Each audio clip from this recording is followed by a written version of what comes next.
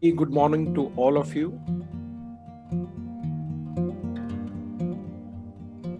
At MK Wealth Management, our endeavor is to provide you some more knowledge and depth about various aspects. So today we have a session on estate and succession planning with Namita Agarwal. While savings and investments are important aspects of everyone's life, succession is equally important to give it to the next generation or to your loved ones. The hard earned money has to be transmitted in a better way to take care of things for the future generation. For that, we have Namita Agarwal today, who will take us through what are the important aspects while creating your will, estate, or succession. Namita heads the estate and succession planning vertical at MK Wealth Management. She is a lawyer and a company secretary with over 12 years of experience in succession planning. Prior to this, she was associated with ME Corp Trustees, a multinational trust company offering trust solution to clients and actively managing these trusts. She also provides specialized and personal advice to families, business houses, and high net worth individuals having wealth across various asset classes, wealth across countries, and complex businesses with their succession planning needs. She has successfully created wills, private family trust for smooth transaction transmission of large estates to the legal heirs, assisted business groups for forming their family constitutions, establishing charitable trusts for individuals desiring to bequeath their wealth to charity. She believes that protection and succession of people's asset is crucial and appropriate planning can mitigate the risk associated with succession. With that, I will hand over to Namita to understand from her better. Welcome, Namita. Thank you, Ashish, for the introduction, and a very warm welcome to all our participants who have joined us on this session on estate and succession planning. So, I would share my presentation, which you would be able to see on your screen along with the doc. So, just give me a moment to share my screen with you. So, firstly, understanding what do we mean by estate and succession planning. So it is a much broader concept than just writing down a will.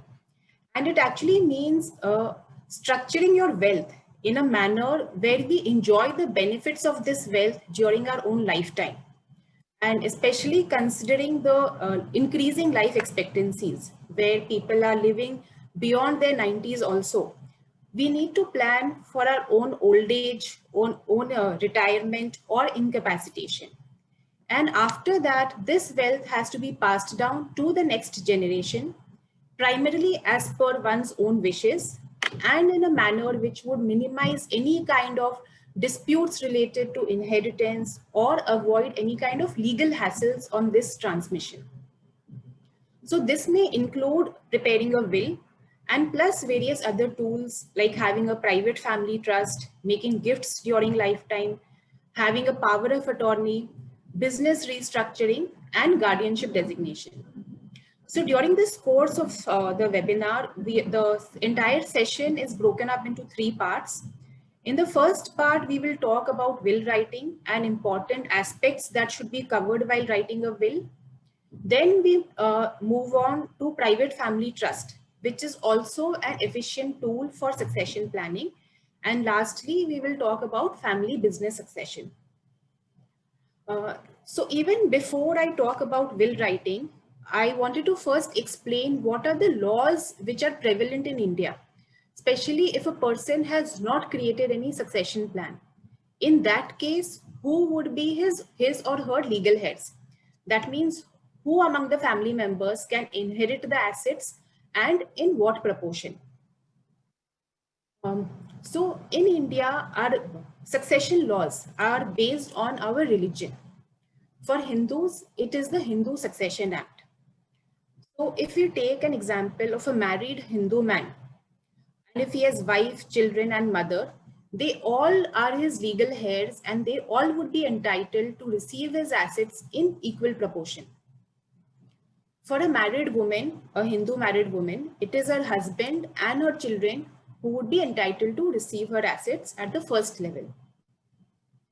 Coming to Muslims, they are governed by their personal law known as the Sharia laws, where they cannot give away more than one third of the property through the will, and the remaining will pass on as per their personal laws. So there is a restriction on them writing down a will.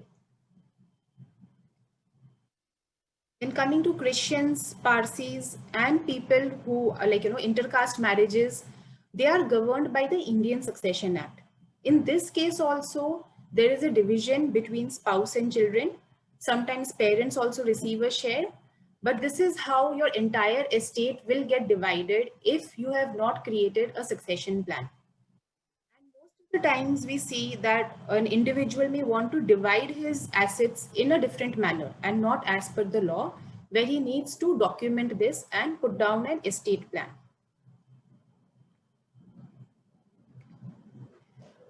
Now, there are certain myths or certain reasons why many people do not have a succession plan in place, and we are lagging behind as a country in writing down a will. The number one myth which I see, like, which people, they believe that if they have a nomination, if they have nominated somebody for their assets, whether it is bank account, mutual funds, investments, immovable property, the nominee would be entitled to those assets. But the job of the nominee is only to act like a custodian or as a trustee to those assets. He will receive the assets. I mean, he will be entitled to receive it, but it is his duty to further pass it on to all the legal heirs, which is either as per the will, and if a person does not have a will, then it is as per the succession laws. And so why do we really have this concept of nomination? Like, I mean, if the person really doesn't get entitled to it. So the reason this is, firstly, like, I mean, if we look at bankers, financial institutions, if on demise of every person, if they have to go and find out that who are the legal heads, it may delay the entire process. They may not know whether the person had two children or more than two children, and how would they really distribute between them. So they would be discharged of their fiduciary duty by paying the assets to the nominee. And now it is the duty of nominee to pass it on to all the heirs.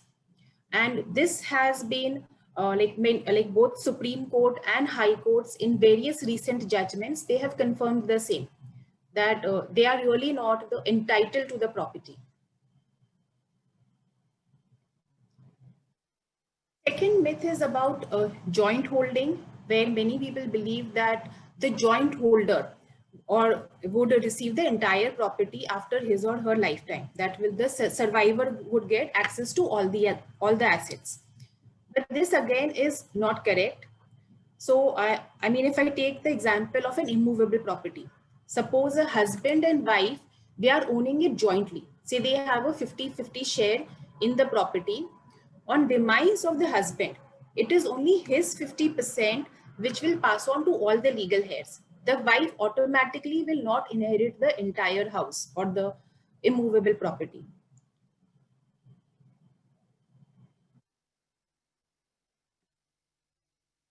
Another myth is that most of us, we believe that these kind of inherited property disputes will not happen in our family. And this is very true till the time parents are around, because these things are not discussed at that point of time. But when parents are not around, and if they leave their estate as it is without dividing it between the children, it is quite natural for children to not agree on certain terms and conditions, which could lead to a friction in their relationship, which could last for a very long time. So it's the duty of the parents to really divide their estate between their children and not leave it upon them.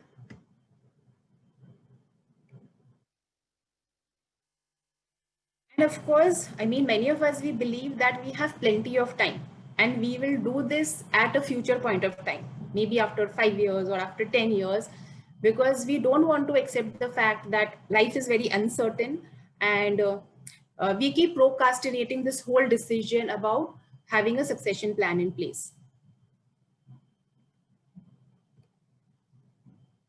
And lastly, many believe that this is only for the super rich or for the HNIs. And I do not have that kind of wealth to really write down a will.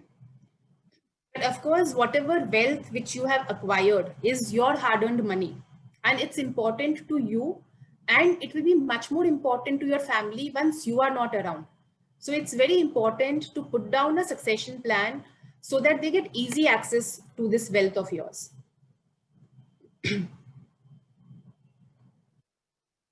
So now coming to the various tools for succession planning. The first one is having a will. So will is a legal document which comes into effect after the lifetime of the person. Carries his wishes with respect to distribution of his or her property.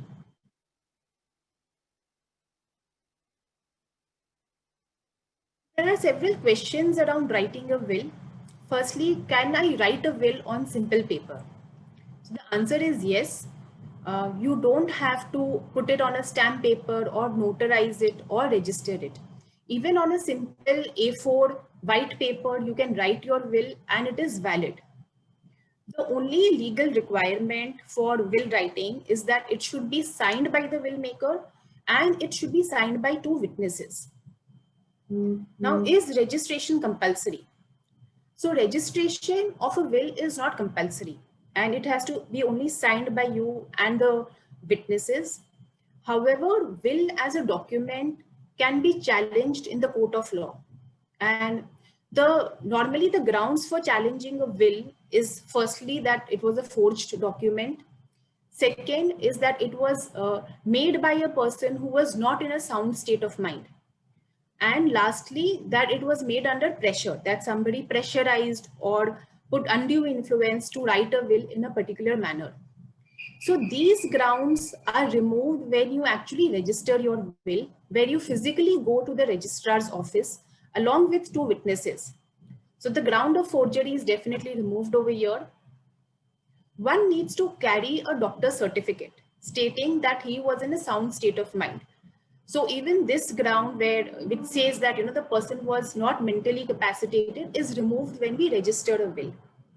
And lastly, that the will was made under undue influence is also substantially removed when we register a will.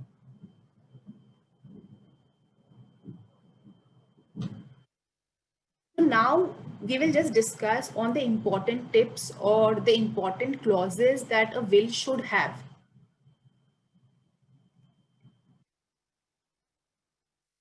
The first aspect before we start writing down a will is to list down all the assets and the liabilities. So consolidate all assets and liabilities, and then you can decide how you would like to distribute it. Now for every asset, there could be a different rule or a different law with respect to distribution. So you need to first understand that, and you have to have the right to bequeath these assets. For example, I just discussed about immovable property. If it is a joint property, you can only pass on your 50% share. In Mumbai, there is this system of pagdi property or tenancy rights, where there is a separate law and you cannot really pass it on as per your wish. Similarly, suppose if HUF assets or ancestral property, there could be a restriction on how you pass on these assets. So it's important to first understand these laws and then decide that who should receive the benefits out of your assets. So then is choosing the beneficiaries, which could be among your family members or outside your family, as to how they will receive these assets. Now, this decision may take some time for you, so that even if people who want to distribute their assets in an equal manner, sometimes the valuation of the assets could be different. Sometimes there are property which are under litigation, and there could be a challenge as to how the legal heirs would manage it. So you need to choose your beneficiaries and also appoint alternate beneficiaries. Alternate beneficiary means, for example, you say that everything should pass on to your wife, but it may happen that she predeceases you. So in that case, would it be your children, and in what proportion would they receive your assets?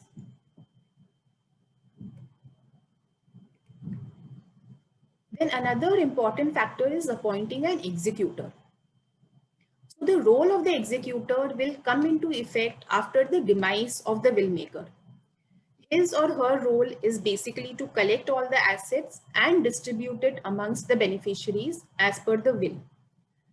So the executor could be your family member, it could be your spouse, it could be your children, it could also be the beneficiaries of your will, or you could also take help of professional advisors, which could be your chartered accountant or your lawyer, or a combination of these. And have an alternate executor here in place in case the first executor has predeceased you.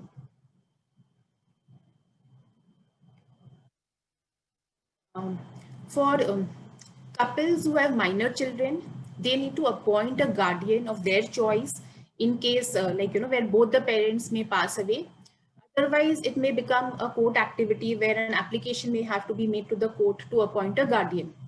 And in India, we see that, there is still the joint family system, and there could be claims for guardianship either from the maternal side or paternal side of the family. So you are the best judge to decide that who should act as a guardian in case you are not around.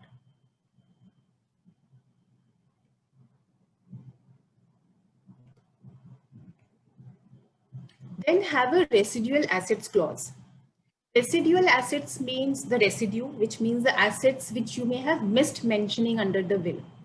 Or it may also include future assets, that is assets which you will keep acquiring in future.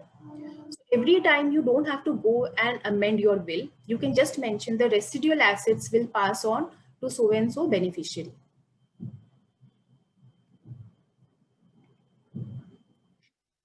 Then you need to choose two witnesses after you have drafted your will, and these witnesses should not be the beneficiaries of your will. Ideally, choose somebody who is younger than you so that their chances of outliving you is much higher. And an amendment to a will. So, firstly, a will is a document which you can keep amending as many times as you want. And whenever you want to make an amendment, you could either destroy your earlier will and make a new will. Or if there aren't too many changes, you could just make a codicil to your will, which is like a supplementary page to your will, which you could keep adding to your will whenever there is a change. But the codicil should also be signed by you and by two witnesses.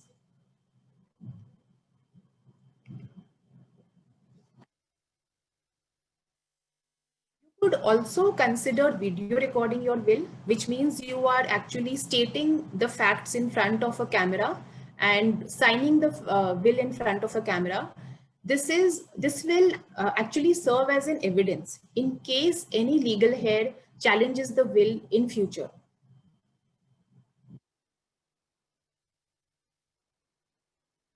And lastly, once you have executed your will, put it in safe custody, either in your home cupboard or in your office cupboard, and let your family members and professionals know about it, that there is a will in place.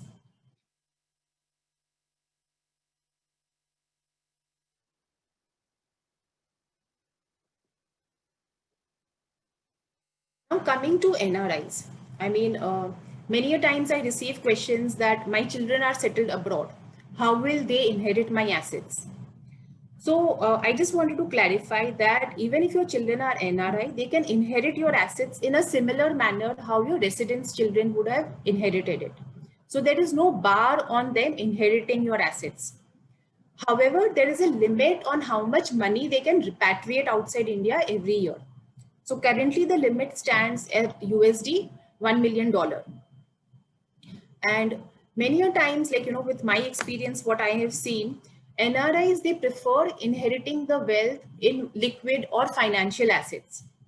So after the age of 60 or 70, the parents also, they should start talking to their children. They should let them know about the estate that they have here in India and discuss their preferred way of inheriting these assets. For those who have assets in different countries, they could either have a single will known as a multi-jurisdiction will, or they could prepare separate wills for each country. Both are legally valid. However, separate situs wills, they have certain advantages. Firstly, it is drafted as per the local law. So like your attorney in each country, he would have the knowledge as to like, what are the rules applicable for each asset class? Is there any restriction? And he will draft it in the local language. Also, after the demise of the person, when the will has to be executed or if it has to be probated, the probate process or the execution process can run parallelly in all the countries without really delaying the whole process.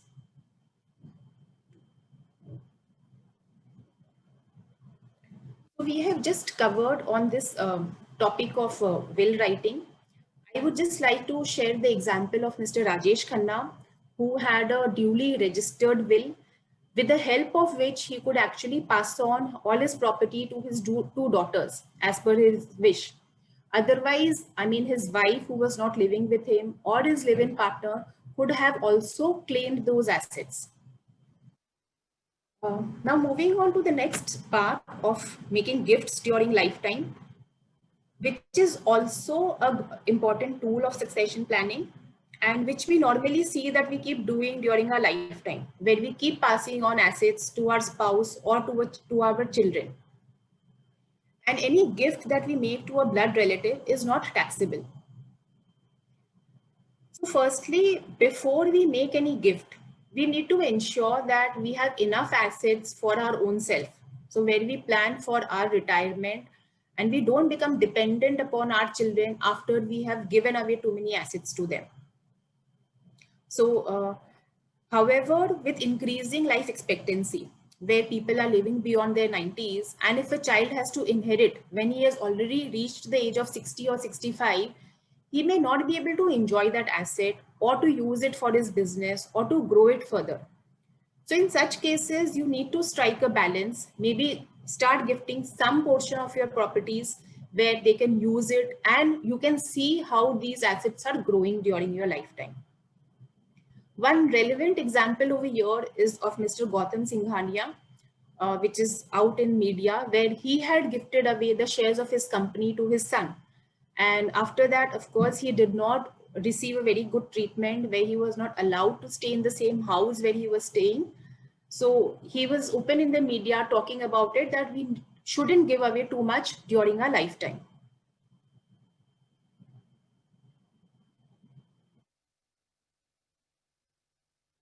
Now we move on to the next part of the session where we will discuss about private family trust, which is also a very effective tool for succession planning, and it has been used in India and in many other countries as an efficient way of passing down wealth to from one generation to another.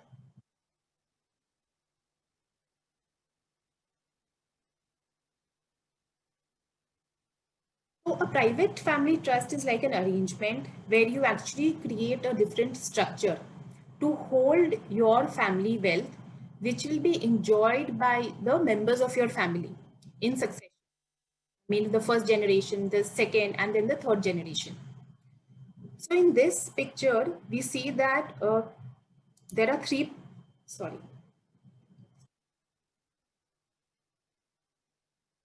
there are three parties to a private family trust. There is a settlor. This is the person who wants to create his or her succession plan and who would transfer his assets in the name of his private trust. Then there are trustees. These are the people who would manage these assets for the benefit of the beneficiaries. And these beneficiaries are the family members. A private trust is created through a document known as a trust deed, and it has a separated identity through its own PAN number or bank and demat account. Any asset that a person holds in his personal name, he can transfer it in the name of his private trust. So whether it is real estate, company shares, investment, art, jewelry, all that can be easily gifted in the name of the trust. Only for real estate, if you are gifting it during your lifetime, there is a stamp duty which is applicable. But if the real estate is passed on through the will after the lifetime, then there is no stamp duty in that case.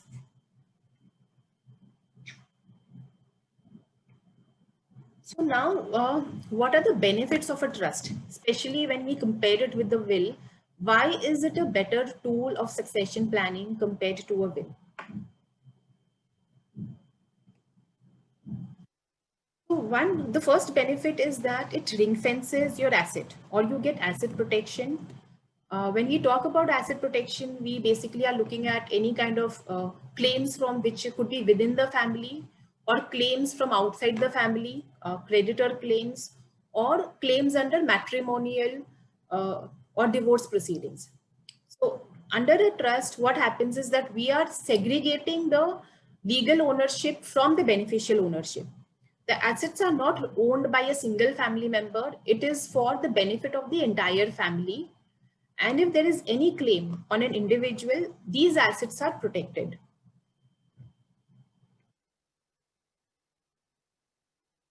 Another benefit of planning it through the trust route is for inheritance tax planning. Inheritance taxes are basically taxes on the estate of the person after his demise, where the government may take away a portion of your estate before it really passes down to your family members. Now, this is not prevalent in India. Currently, we do not have an inheritance tax. Oh, it was there, but it was abolished later. But most of the developed countries like USA, UK, Germany, they have these taxes, and it even goes up to the tune of 40%. So if you have children who are settled in these countries where there are inheritance tax, you could pass on your legacy to them through the private trust route, which would help in mitigating these effects in the long run.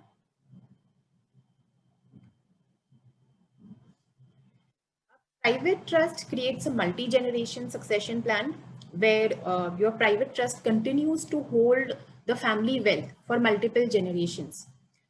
It's similar to a company. I mean, how a company continues to run for many years, whether the shareholders come in or whether employees come in or go, but it continues to run. Similar is the case with the private family trust, which has its own governance mechanism, which is set out under it.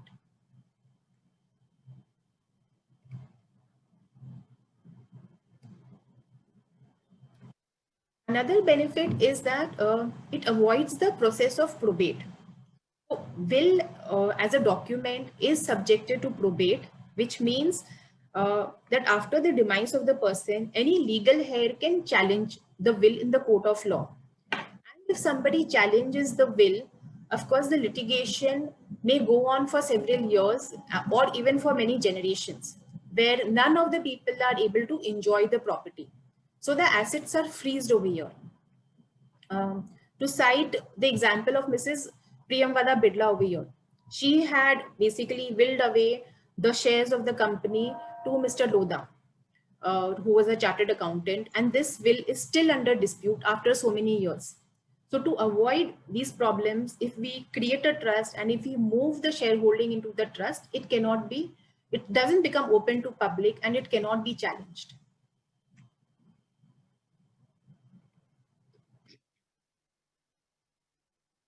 Then family business succession, where the founder would like to pass on the family business to his second or to the third generation, can also be devised very well through the trust route.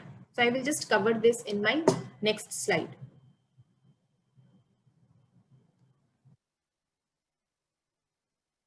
And it also helps in providing for dependent relatives, special children, where they cannot manage the assets, but they should receive the benefit out of these assets. Also to plan for your own incapacitation, where after a particular age, maybe you're not able to sign for yourself or contract for yourself, where the trustees can assume those roles and you just continue to derive the benefits.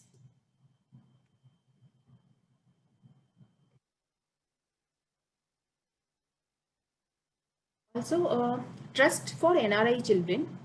So if your children are settled abroad, I mean, normally we see that they do not come down to India very often. They would come just once in 2 years or 3 years. And if there is a large estate over here, if there are real estate or immovable properties, they are not able to manage these properties, where they would typically give a power of attorney to somebody to manage and maintain these assets. Similarly, these assets can be held in a trust for their benefit and the trustees continue to manage it. Also, as we discussed, it helps in inheritance tax planning.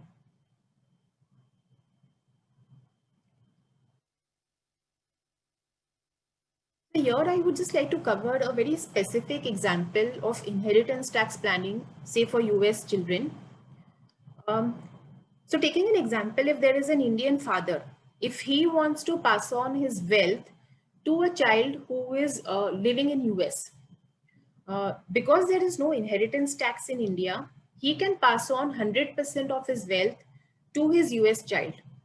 But further, when it gets passed down to the next generation, to the grandchildren, we see that 40% of the assets can get lost in US inheritance tax. On the other hand, if the father, if he settles these assets into a trust and he defines that his US children and then the grandchildren would be the beneficiaries. Because these assets are not held in the personal name, it is held under an Indian trust, it would be able to avoid inheritance taxes when it goes down to the grandchildren. And this is similarly, it's for other countries as well. It's just that the structuring and all that should be very well done so that it doesn't fall into the trap of US taxes.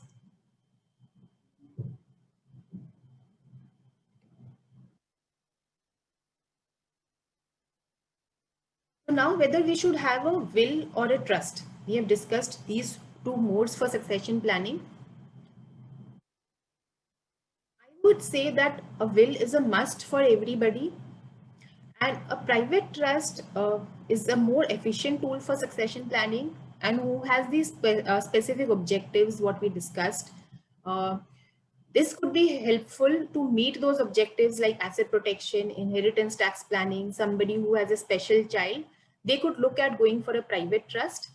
And this is like a separate entity which is created where you can gradually keep moving your assets into it and see how it functions over the number of years.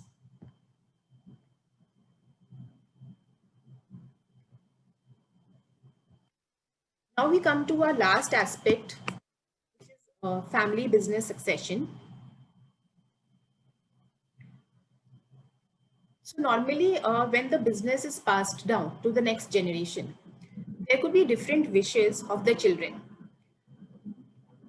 One is that none of the child is interested in taking over the business, where we see either the business is slowly, it is wound up, or the person may look at bringing in professional management or selling off the business during the course of time. So these are also certain places where we have assisted our clients.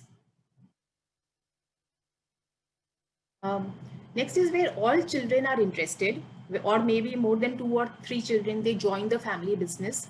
Here it becomes important to maintain a harmony between them and to demarcate their roles, how they would actually take decisions and communicate with each other.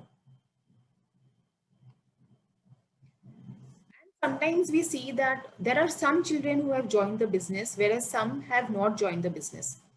Maybe somebody has settled abroad, or the daughter, she's married and she's not a part of the family business. And we normally see that the founder, they would still like to pass on the legacy to the non-active children, but without really giving them too much of voting rights or interference in the family business. So this can also be structured through a trust route. Like in this example, what we see, there is a private trust which is holding the shares of the company. In the beneficiaries, there is son who is active in the business and there is daughter who is not actively participating in the business. However, the trustees would only comprise of the father and the son, so they would exercise the voting rights without any kind of interference from non-active family members. And plus, it helps in consolidating all the shares under a private trust where it is not fragmented with different members so that they cannot transfer it to an outsider.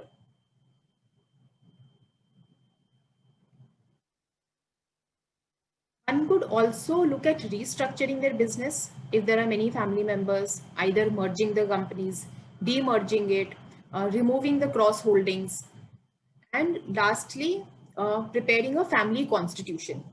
A family constitution is basically rules for the family members with respect to the business as to how they will conduct in future. So why a family constitution at the first place? We see that founder at the first level, I mean, when he was alone, he could take all the decisions by himself. He could take as much risk as he want. But when multiple children they join the business, there would be a joint decision making. There could be a differences of opinion, which of course is a good thing because it brings new insights in business. But at the same time, they need to lay down certain rules, with especially with respect to their roles, responsibilities, and decision making. So all this is drafted under a family constitution. This slide, we just see some examples of different rules that can be put under a family constitution. Firstly, it lays down what is the business vision of the founder. Then, what are the responsibilities and privileges of each family member? Who can join the family business? I mean, how can a person exit the family business? Whether the person needs to have some kind of an education, some kind of an internship before they really join. And if somebody exits, how will he receive his share? If somebody wants to set up something outside the family business, start a new venture, would he get that support? How will they receive benefits from it? If there are any members who are retiring, what is their compensation plan? So all this is drafted when the relationship between all the members is cordial, and they will actually follow this charter and take decisions in future. And we see that most of the very large families where now it has gone up to the fourth generation, like the Dabur group or the Murugappa group, they all have such kind of constitutions in place, which have been guiding them for several years.